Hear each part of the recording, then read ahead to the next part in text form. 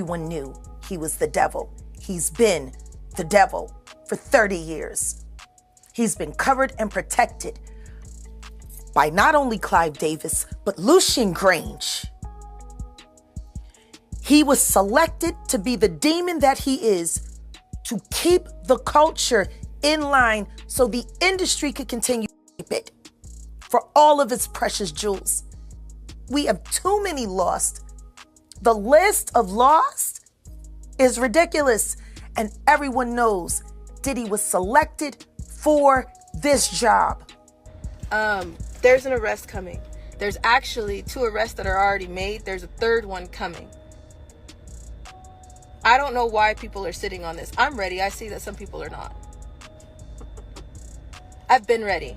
A lot of you are ready. Like, let's get this over with. The courtroom's electric. Sean Diddy Combs, hip-hop legend, sits tense as Judge Arun Subramanian steals the show, roasting him during jury selection. Live sketches capture every smirk, every jab, as Diddy's empire hangs in the balance.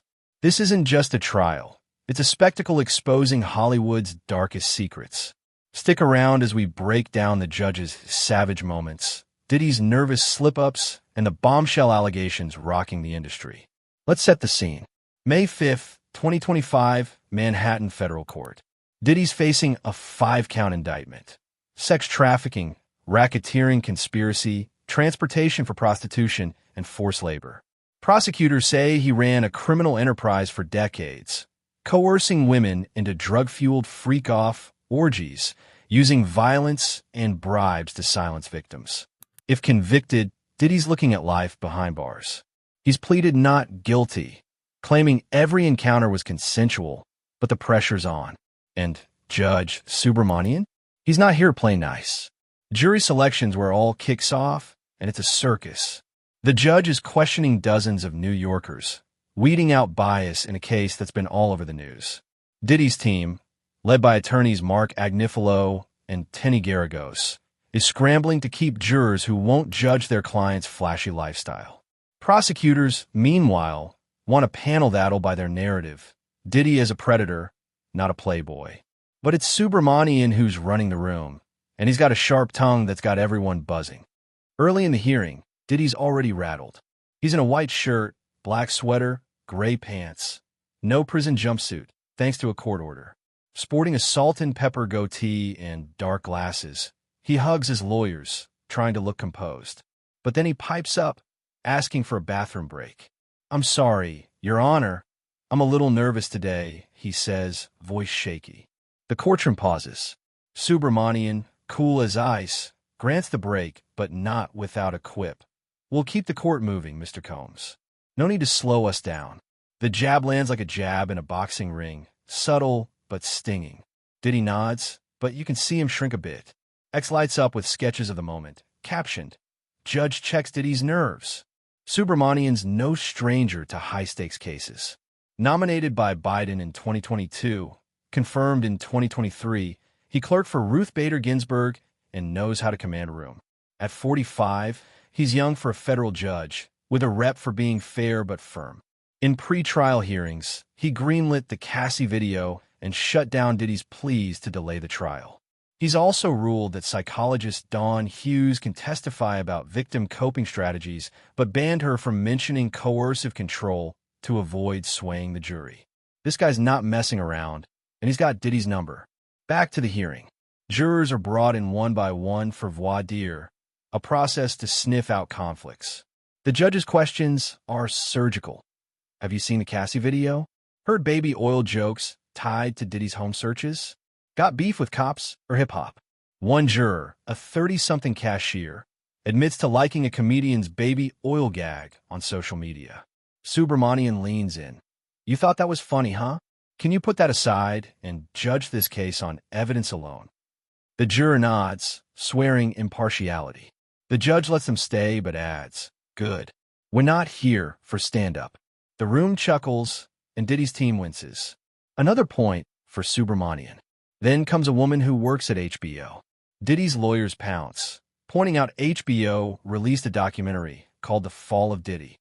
They argue she's tainted. Subramanian's not having it. She didn't make the film. Did she? Let's not jump to conclusions.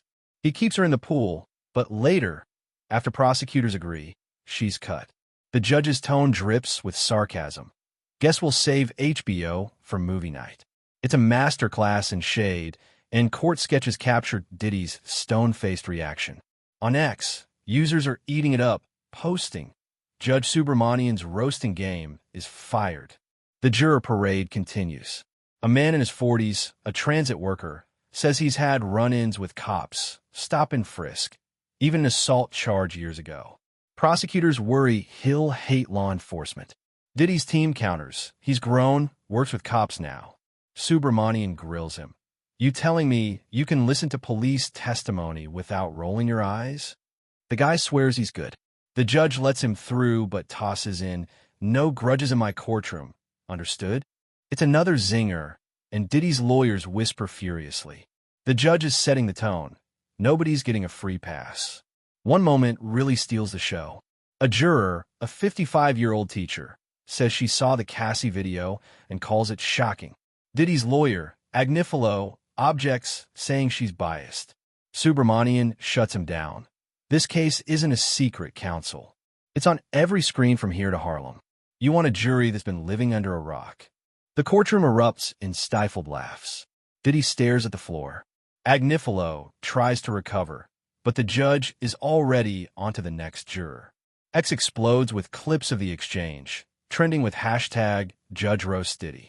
Why is Subramanian so sharp? Context matters. This trial's a media storm.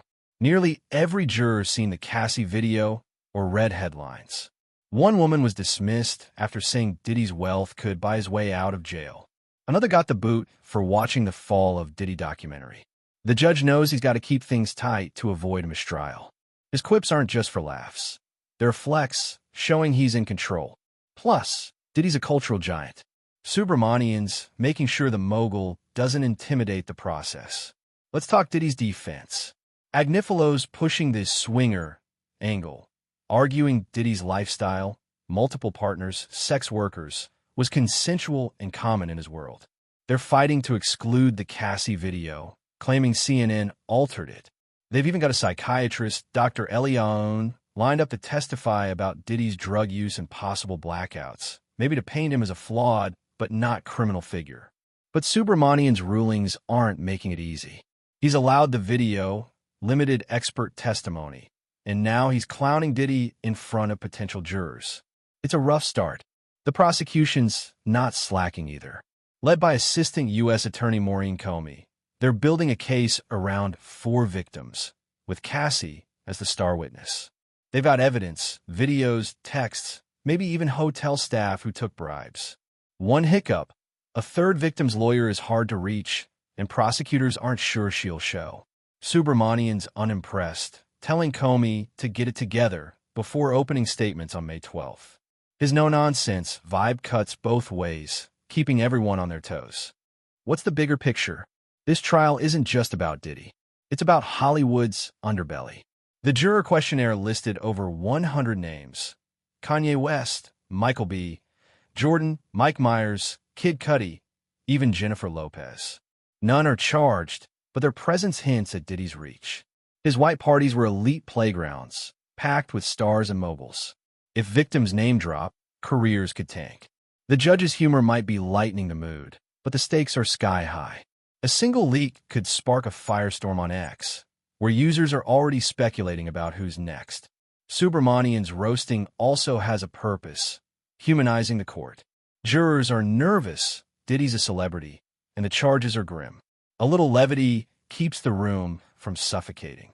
When a juror mentions hearing about Diddy's parties on Joe Rogan's podcast, the judge cracks. Well, we're not calling Rogan to the stand, so let's focus. It's a small line, but it lands. Even Diddy's lips twitch, though he's quick to hide it. The judge is threading a needle, keeping it professional but relatable. By day's end, 19 jurors are cleared, with more to come.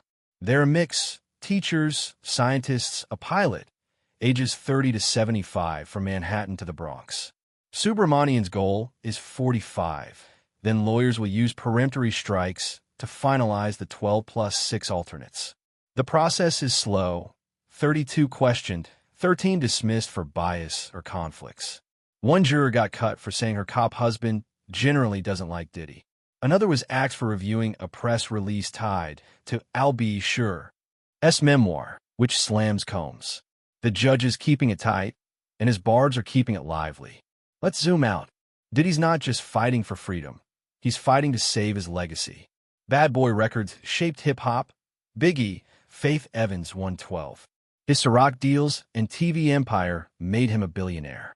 But now his parties are evidence, his wealth a liability. The Cassie video, which he admitted was inexcusable, is a PR nightmare. On X, fans are split.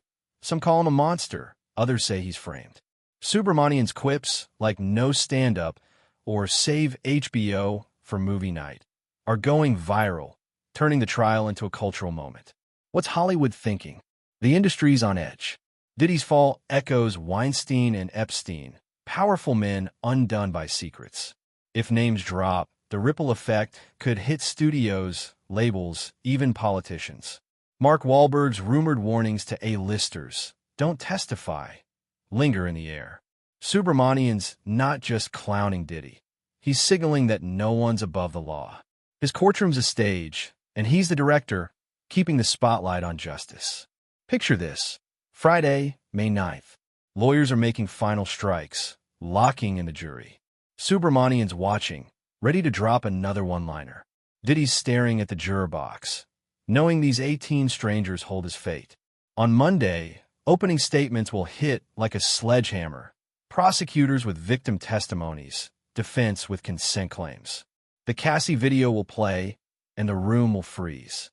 Outside, X is buzzing, court sketches trending, and whispers of elite cover-ups growing louder.